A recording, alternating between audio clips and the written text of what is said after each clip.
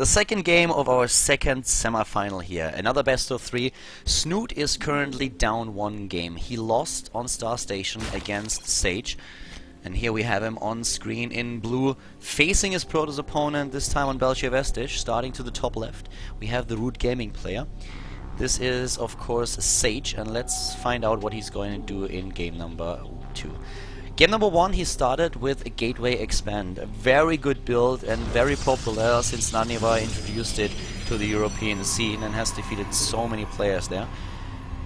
After that, Naniva not really successful in the WCS Europe. He actually lost a lot of his games. He also lost the last set of matches that he played against Tefel, was not too happy about that either.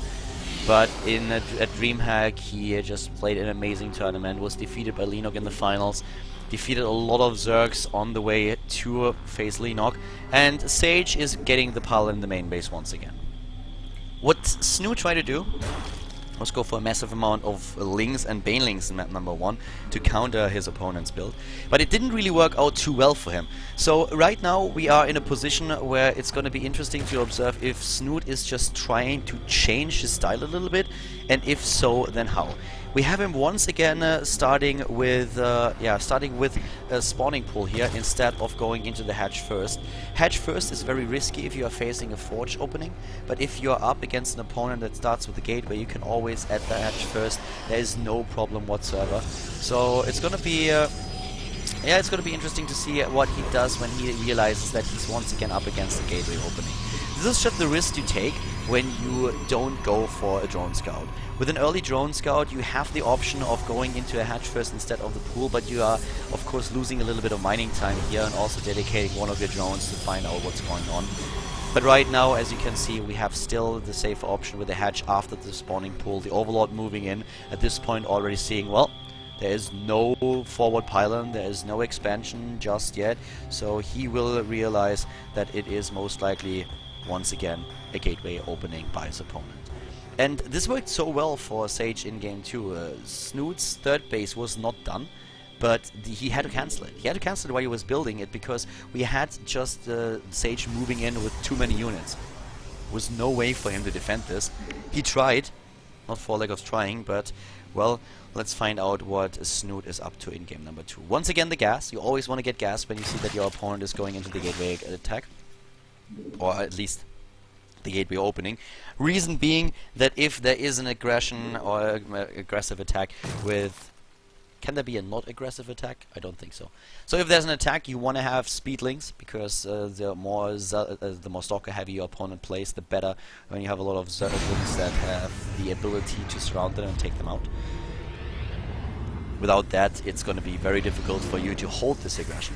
But right now, we have the Mothership Core out there. And the Mothership Core is a central element of going into a gateway expand, because you need the photon overcharge to defend if your opponent goes for all-out aggression and tries to take down your natural expansion, which was the case in Rings of Liberty, and we didn't have the Mothership Core back then, so this is the Forge Expand was just the result of players realizing that they can't hold a second base without having the cannons, without having the Forge and the wall, but now in Heart of the Swarm with the Mothership Core, things are a little bit different. Stargate in the main base, completely unscouted. This is the tech choice for Sage in game number 2. Snute has the extra queens now at the bottom right, and he's heading over at 5:30 to take his base once again.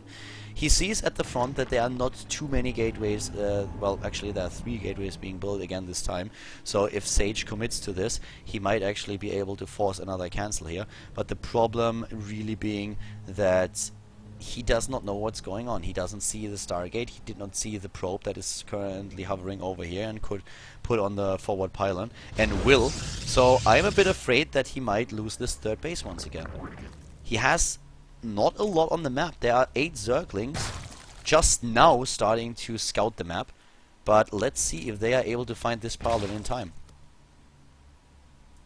He might actually not be able to get that done. 1 round of warp in, that's all that it takes to save the pylon. And he sees the Lings. The Lings are streaming in and he sees it. And the Lings don't see the pylon. So he can once again just warp in. Warp gates are getting ready. We have also a few Phoenixes taking down Overlords. And do we see the warp in? Lings are everywhere. And actually, that's something that Snute sees. This is a lot of Lings This is a lot of Zerglings, and here even a little bit prematurely using the Nexus, the Photon Overcharger. I actually don't think that was a smart move. Sage is doing this way too early. He could have taken down those few Zerglings with units, no problem whatsoever, and waited a little bit longer. But Snute is not going to punish him for him just yet. The pylon is there, and we have the first 2 Zealots being warped in. A few more will follow very soon.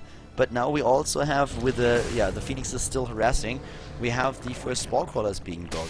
Here come the Zerglings, they see what's going on, but against the Zealots they have no chance of pulling this off. But the more important part is that Snute at least knows what's going on right now. So he can prepare, he can make sure that he gets the Roaches out. This time he did not skip the Roach Warren, and this is a much safer play that Snute is currently executing. And also we have once again a supply block for Sage. He was already supply blocked a second ago, then a pylon finished, but he is still supply blocked, and that's so annoying because he cannot continue this aggression. He has the Phoenixes taking down a couple of Queens, and the Zealots are working at the expansion. But now with those Roaches moving in, there's not a lot that he can do. He can kill a couple of those Harvesters, and the Queens especially, or the Phoenixes are picking off a few of the Roaches. What's really annoying on the other hand for him is that with 4 he just barely is able to take out one of the Roaches. Let's see, Harvesters killed, 4 in total, resources lost, much more for Snute here. But still a position where the Zerg has the 3rd base secured. The 3rd is alive. He did not lose it this time. And having this 3rd is really the most crucial part. Once again, with another pylon, another round of warp-ins hits home. But once more, the supply block for Sage. Sage really struggling a little bit with his macro here. He's supply blocked the entire time.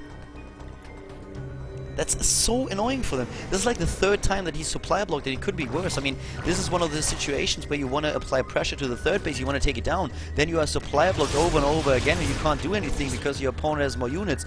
Now Sage is once again about to be supply blocked. Dude, build more pylons. There it is. He's losing the pylon to the left side. It's something that he knew already would happen, and he's supply blocked again. Horrible macro by him in this game. I mean, at least he added the double forge. He realized that his aggression would not work because he was supply blocked several times. So he added the double forge. He can go into the double upgrades right now. And we have him with an attempted 3rd base. Also keep in mind that it's already 3 AM in Korea.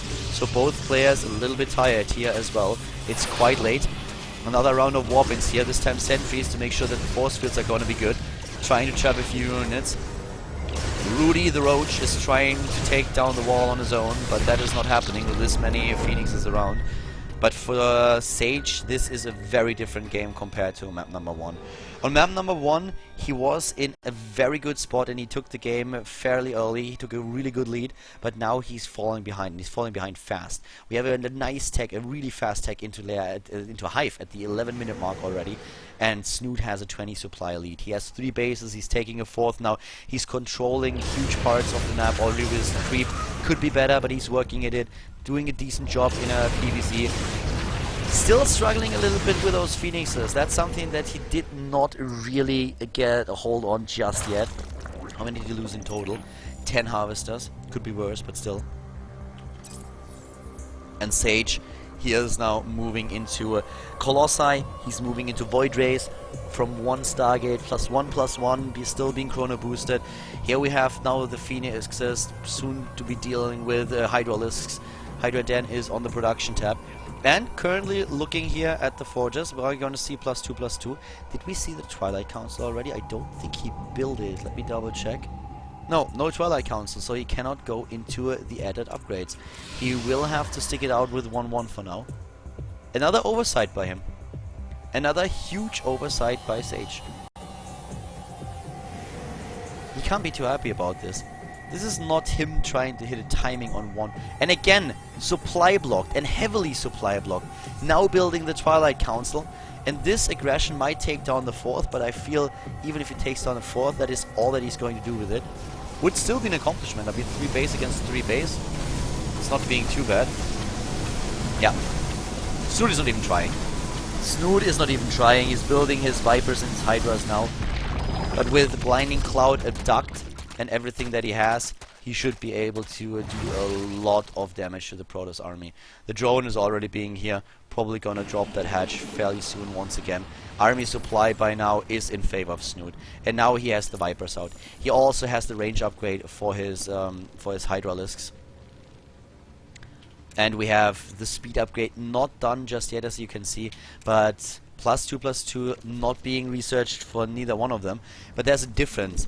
Sage not trying to hit a 1-1 timing, whereas Snute is. And Snute is also going into the +2/+2 behind this. So he's doing both. He's going out with Vipers with +1/+1, trying to do damage with a massive army, but he's also preparing for a composition behind this. There is the Abduct, double Adopt, one against the Void Ray, the other one against the Colossi. Sage is in trouble here. Another flank is moving in, and bye-bye Void Rays. He doesn't have the critical Void Ray mount just yet, and with the prismatic alignment, the air unit can do a lot of damage against the roaches, but the Hydralisks are just overwhelming.